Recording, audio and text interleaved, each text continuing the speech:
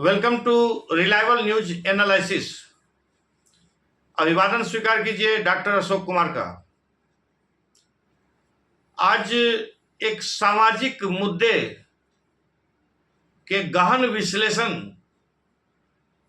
के उद्देश्य से मैं आपके समक्ष मुखातिब हूं। आज का टॉपिक है प्राचीन भारत में नारी सशक्तिकरण। भारत प्राचीन काल से ही नारियों को सम्मान देने वाला और नारियों की पूजा करने वाला एक देश रहा है। हमारे पूर्वजों ने और ऋषि मुनियों ने हमें सिखलाया है, यत्र नारी पूज्यन्ते रमन्ते तत्र देवता, अर्थात जहां नारियों की पूजा होती है वहां देवताओं का निवास होता है, वहां स्वर्ग, धरती स्वर्ग हो जाती है। और यही कारण है कि हमारी सभी देवियां विद्या की देवी सरस्वती की पूजा करते हैं। हम शक्ति के लिए दुर्गा माता की आराधना करते हैं और धन की प्राप्ति के लिए लक्ष्मी माता की आराधना करते हैं। तो प्राचीन काल से ही भारत में नारियों की पूजा का प्रचलन रहा है। नारियों के सशक्तिकरण का प्रयास प्राचीन काल से ही भारत में होता रहा है। यह एक रिसर्च आर्टिकल है जो मेरे द्वारा डीप रिसर्च के बाद बनाया गया है।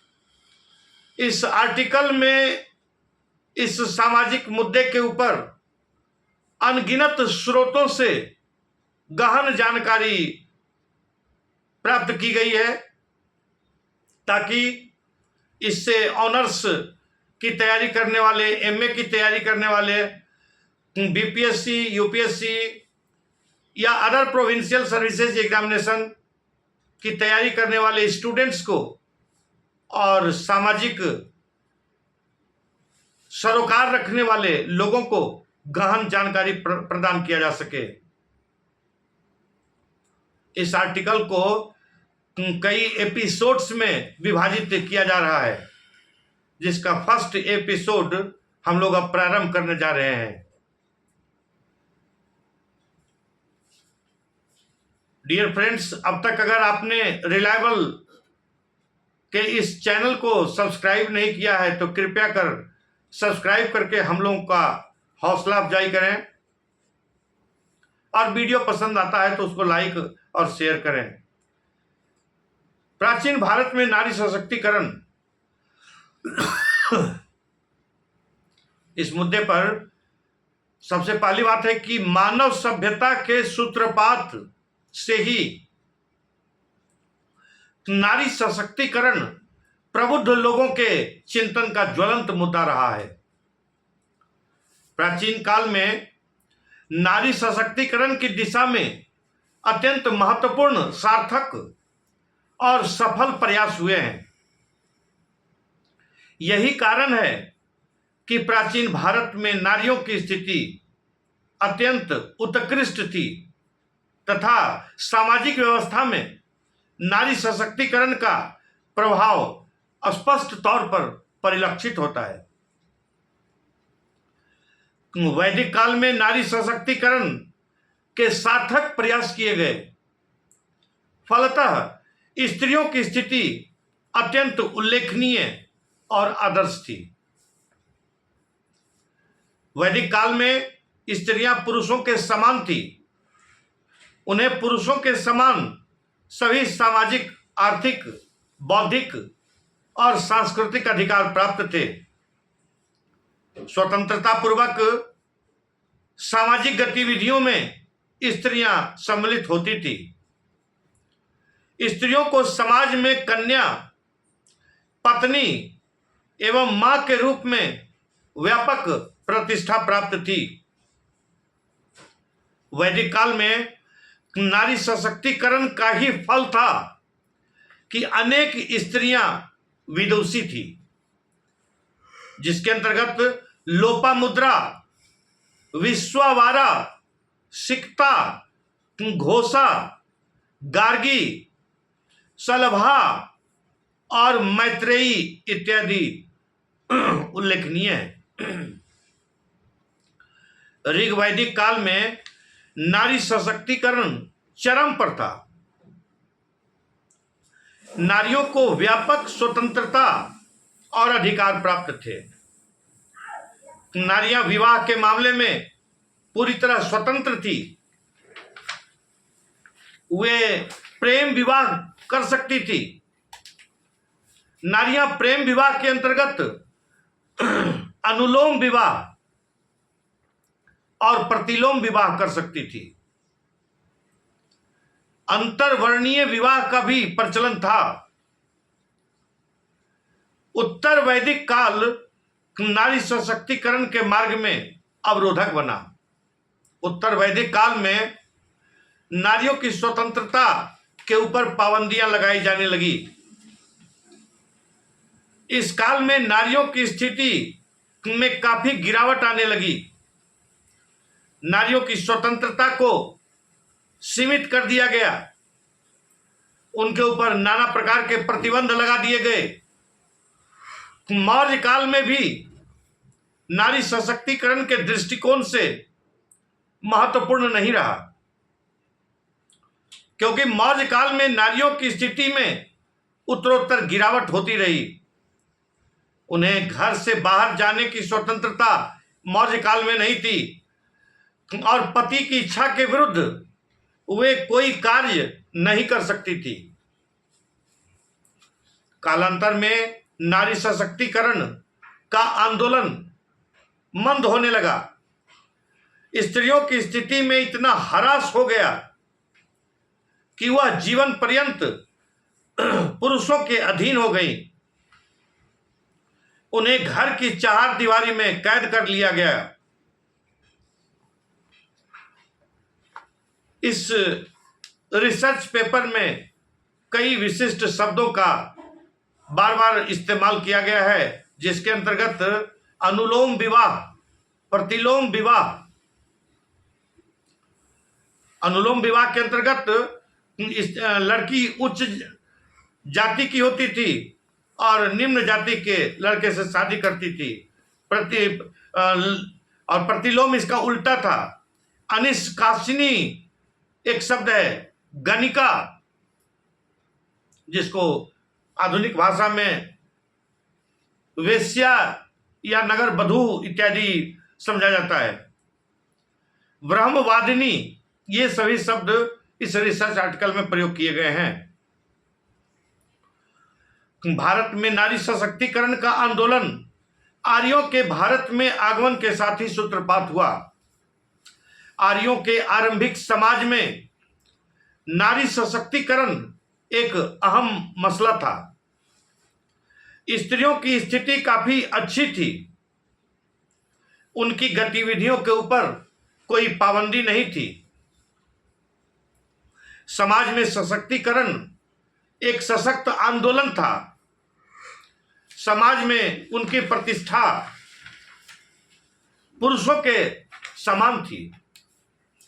उन्हें विभिन्न प्रकार के सामाजिक, आर्थिक और धार्मिक अधिकार प्राप्त थे।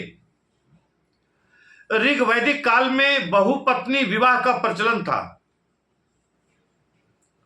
बहुपत्नी विवाह यानी एक पुरुष कई पत्नियों से शादी करता था, कई पत्नियां रखता था। लेकिन एक पत्नी विवाह के आदर्श की मान्यता तब भी थी। उस समय भी बहुत सारे पुरुष एक ही शादी करते थे। लेकिन ऋग वैदिक काल में बहुपत्नी विवाह का भी प्रचलन था। एक पुरुष कई शादियां भी किया करते थे। नारी सशक्तिकरण आंदोलन के परिणाम स्वरूप शिक्षा, सामाजिक उत्सवों, ज्ञान, यज्ञ आदि विभिन्न क्षेत्रों में वह निर्विरोध सम्मिलित होती थी तथा सम्मान पूर्वक निमंत्रित की जाती थी। वैदिक काल में अनेक स्त्रियां थी जिन्होंने ऋग्वेद और अन्य वेदों की ऋचाओं का प्रणयन किया। लोपामुद्रा, विश्वावारा, सिक्ता, मैत्रेयी आदि विदुषियों की गणना ब्रह्म यज्ञ में की जाती है। ऋग वैदिक काल में नारी सशक्तिकरण का चरमोत्कर्ष दृष्टिगोचर होता है, क्योंकि यज्ञ में स्त्रियों का पुरुषों के साथ सम्मिलित होना अनिवार्य था। पुरुषों के साथ स्त्रियां यज्ञ में सम्मिलित होकर कार्याविधि संचालित करती थी। कालांतर में नारियों की स्थिति इतनी सशक्त हो गई कि पुरुषों के लिए उनका याज्ञिक और धार्मिक सहयोग अनिवार्य हो गया। इसका उदाहरण है कि सीता के न होने पर राम को अश्वमेध यज्ञ करते समय अपनी पत्नी सीता की स्वर्ण प्रतिमा बनानी पड़ी थी। अर्थात उस समय तक स्त्रियों की स्थिति इतनी सशक्त हो चुकी थी कि धार्मिक यज्ञों का संपादन स्त्रियों के बिना संभव नहीं था। और चूंकि सीता माता राम से अलग हो चुकी थी और इस कारण से उनको सीता माता की एक स्वर्ण प्रतिमा बना करके तब अश्वमेध यज्ञ पूरा करना पड़ा था। उत्तर वैदिक काल नारी सशक्तिकरण की दृष्टि से नकारात्मक रहा। नारियों की स्थिति में ह्रास होने लगी। नारियों को कुल कलंकिनी और अपवित्र समझा जाने लगा। नारी सशक्तिकरण के आंदोलन के मार्ग में व्यापक गतिरोध की स्थिति उत्पन्न हो गई। नारियों के सामाजिक और धार्मिक अधिकारों को कम कर दिया गया। उन्हें आनंद उपभोग और साज सज्जा की वस्तु समझा जाने लगा। उसके लिए निंदनीय शब्दों का प्रयोग होने लगा। उसे असत्य भाषी और अमृत कहा गया। उसके लिए भविष्यवाणी की गई कि अगर वह पति द्वारा धन देकर क्रय की जाती है तो वह पर पुरुष के साथ घूमती है। लगता है इस तरह का विवाह यदा करा हुआ करता था, जो समाज में इस युग में निंदनीय माना गया। उसे पुरुषों के साथ यज्ञ में सोम का भाग लेने पर वंचित कर उसकी स्वतंत्रता पर अंकुश लगाया गया। इस प्रकार नारियों पर सामाजिक और धार्मिक अनेक प्रकार के नियंत्रण और स्वच्छंदता में कोई विशेष प्रतिबंध नहीं लगा था। सामाजिक उत्सवों और धार्मिक पर्वों पर स्त्रियां उन्मुक्त होकर सम्मिलित हुआ करती थी। रामायण में सीता का विचरण तथा महाभारत में द्रौपदी का भ्रमण उसकी उन्मुक्तता और स्वच्छंदता व्यक्त करता है। किंतु मैत्रायणी संहिता में तो उसे पाशा एवं सुरा के साथ साथ 3 बुराइयों में रखा गया है। ऐतरेय ब्राह्मण में पुत्री को सभी दुखों का स्रोत तथा पुत्र को परिवार का रक्षक कहा गया है।